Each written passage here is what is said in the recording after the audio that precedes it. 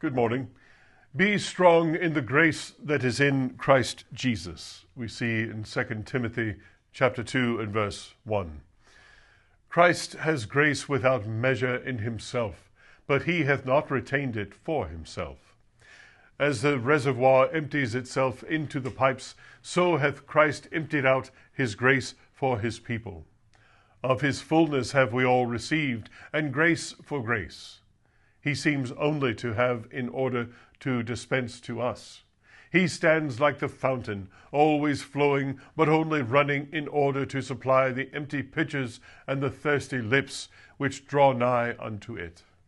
Like a tree he bears sweet fruit, not to hang on boughs, but to be gathered by those who need. Grace, whether its work be to pardon, to cleanse, to preserve, to strengthen, to enlighten, to quicken, or to restore, is ever to be had from him freely and without price.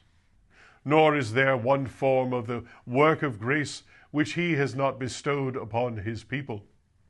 As to the blood of the body, though flowing from the heart, belongs equally to every member, so the influences of grace are the inheritance of every saint united to the Lamb, and herein there is a sweet communion between Christ and his church, inasmuch as they both receive the same grace.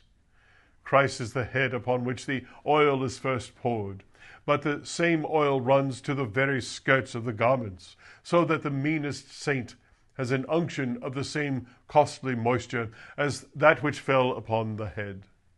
This is true communion, when the sap of grace flows from the stem to the branch, and when it is perceived that the stem itself is sustained by the very nourishment which feeds the branch.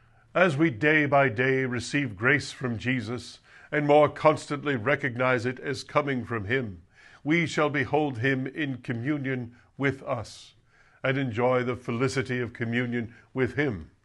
Let us make daily use of our riches, and ever repair to him as to our own Lord in covenant, taking from him the supply of all we need with as much boldness as men take money from their own purse.